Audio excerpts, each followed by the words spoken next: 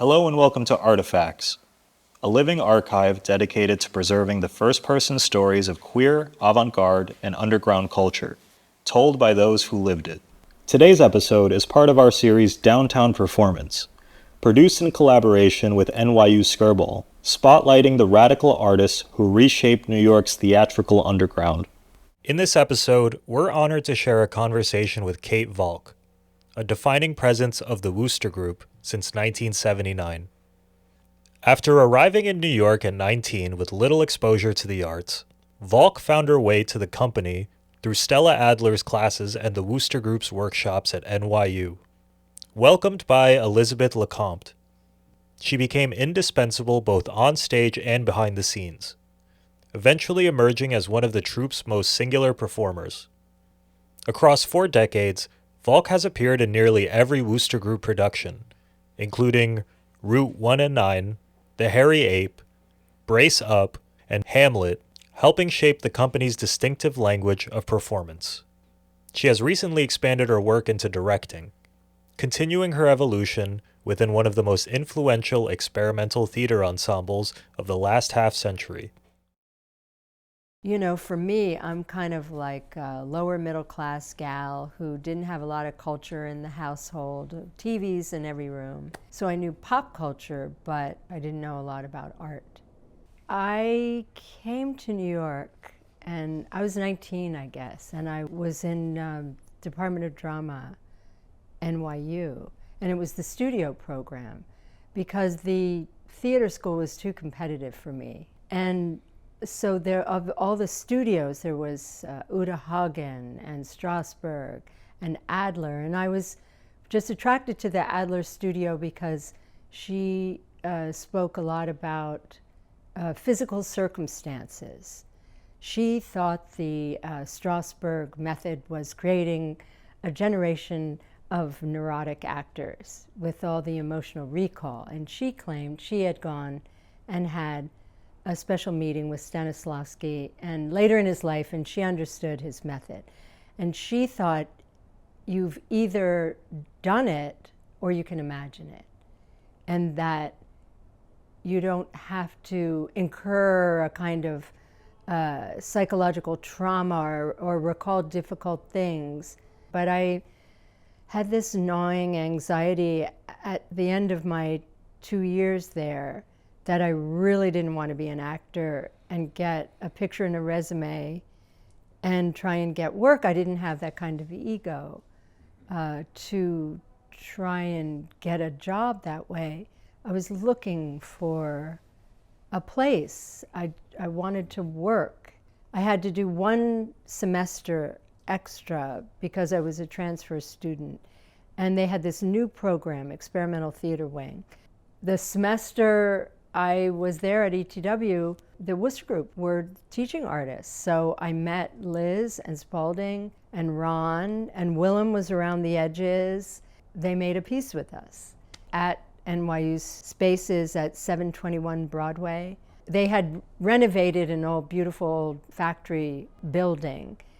And there was this very long room. There were windows on one side and 3 doors. And Liz immediately said, oh, this is fabulous. We'll make a room around each door, and 3 different things can be happening in the 3 different rooms. And stuff can also happen in the hallway, and the sound will be driven by whether the door's open or shut.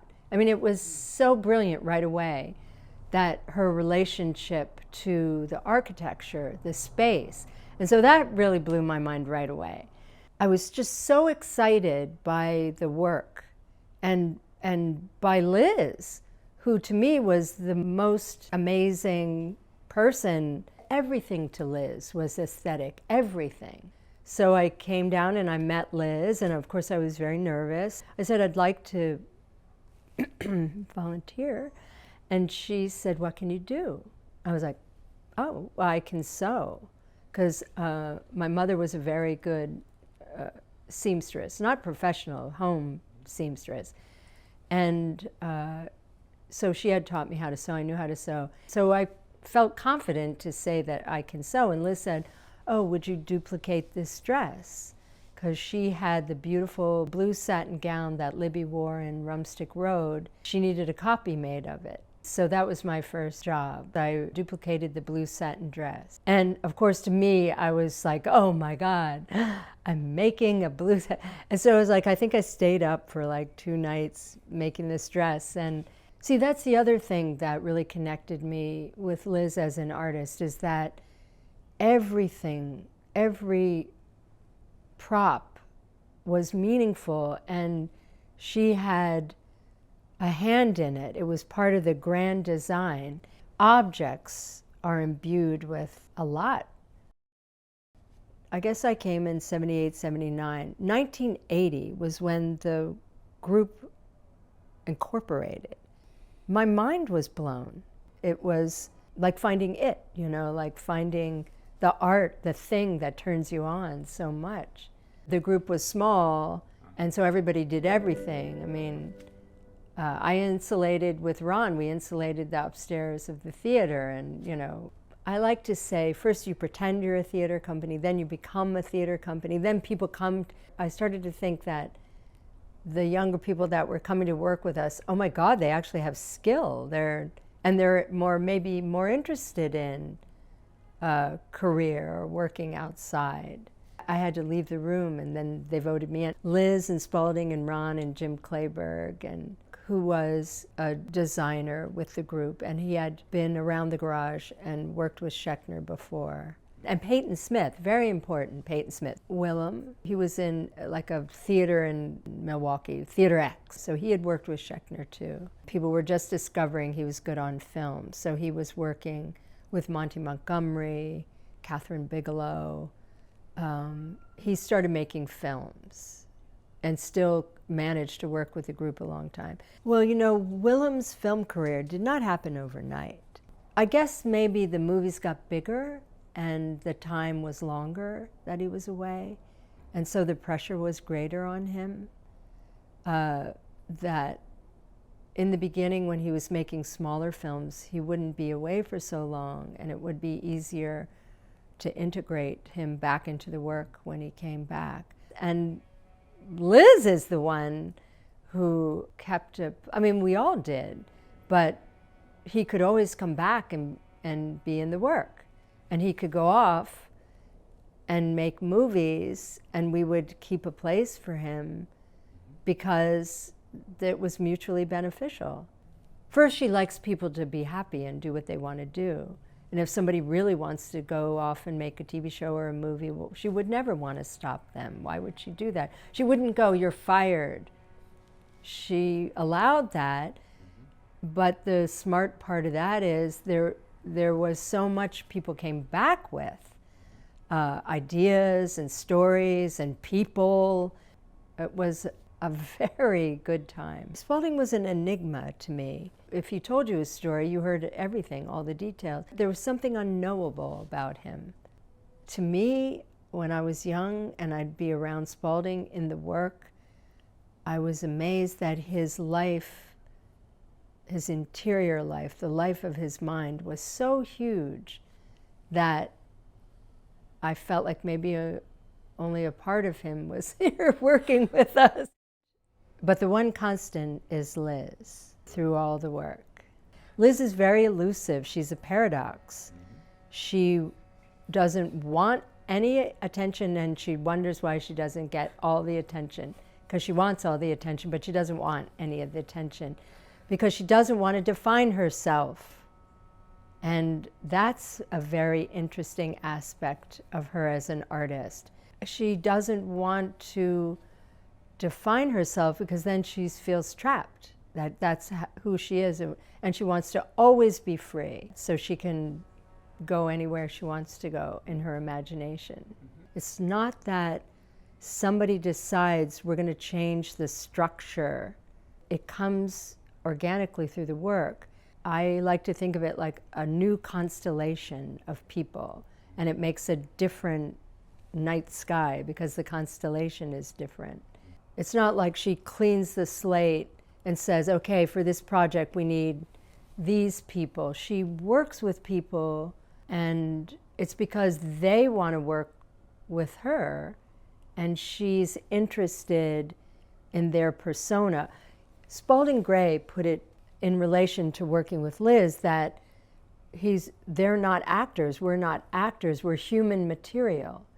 And the play is the vehicle, but what Liz is engaging with is who you are as a person and what she sees you like to do or want to do, or where she can push you further. Like, for instance, when we were working on Frank Dell's Temptation of St. Anthony, I was really great in rehearsal. I was helping her on stage editing the script, and I had a kind of intensity. And then we went to perform, and I didn't know what I was doing. And it was the first show was so terrible. Liz was in, she wouldn't come down out of the booth. She was just lying there in the embryo position. And Richard Foreman said, well, why don't you get somebody else? And she was like, what? Like, I'm gonna fire Kate and get somebody good? It was the investment in the whole story of the company and the whole story of us. And of course, we found our way out of that morass, but it did take a while. But she never gives up on something. And she told me once, if you just keep imagining it, if you just keep loving it and seeing it in the way you want to see it, you'll find your way out of the woods. Part of the reason I feel that Wooster Group performances have that immediacy is because Liz is at every show and she's taking notes. I think, how do people do plays where the director leaves after opening night? I mean, don't you feel lost or something? And so Liz, she is there at every show, she's taking notes, and she keeps tweaking and changing, so she'll keep you alive. It'll keep it present. And then, of course, she loves to set up the space. Back earlier, when we had a little more time, there would be long periods where we'd be reading the play one part of the day, and then the other part of the day would be something that made the room kinetic.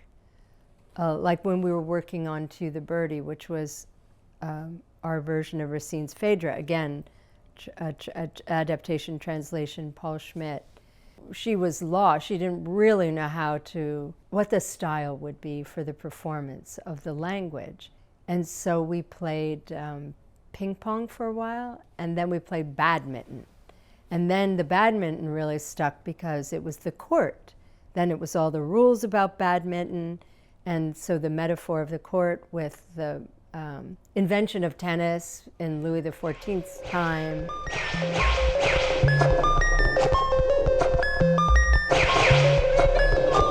You see, with Wooster Group pieces, the best part of our process is the really long R&D period. Everyone's in the room who's involved in the project. The sound artist, the video artist, the performers, whoever's working technically, where the group is in the room, and there's a long period where she's drawing things up. She's open to things about the playwright, about the time period, about things that are happening currently in the world that relate to what we're doing. So it's a time of calling forth or calling in, or things come in. And I feel like not a lot of people get to do that when they work on a play. There's a shared vocabulary with people in the room. When Liz is in the room, she's always the master because she pushes everything further than anybody else does. The idea of Liz being the center of the work is very interesting because I've been thinking a lot about that. Is that a good model, that there's a center and things are around it? It's more like a seesaw, or I feel like there oftentimes is a very horizontal playing field, and then it goes very hierarchical, and then it goes flat again. The answer could come from anybody, but then boom, all of a sudden, no, the answer comes from the top, Liz, and then she's like, I don't know, and she like it flips down until it's flat, open playing field. And she'll be like, well, I don't know, what do you think? And to an intern, and I feel like in her room too, anybody can shoot an arrow if you're willing, Oh, that's the other thing about working in the group. You have to be willing to offer something up and be rejected, and you have to be okay with that. And I think, I don't know, but I hear they teach collaboration at schools, which I find very interesting. And I sense there's a politeness that is kind of an anathema to collaboration, I feel, where, okay, we have the sound person, the lighting person, the video person, the actors, and everybody gets their say. Well, what do you think? What do you think? What do you think? And there's it's just not polite. I mean, collaboration is messy, and you have to be brave, and you have to be fearless, and you have to be willing to hear no. Time was different. It seemed like there was more of it.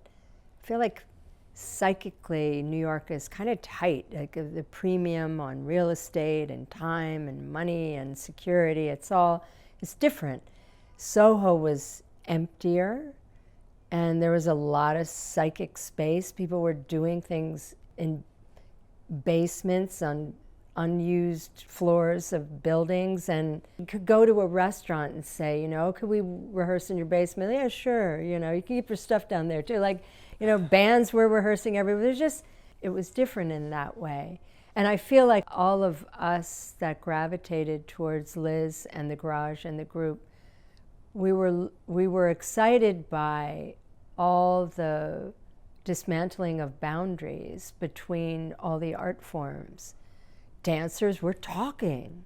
Non-dancers were dancing. The mundane was strange, and video was new. Can you imagine? I don't think anybody was really interested in a career. The best thing for me about working with the group and working at the Garage is the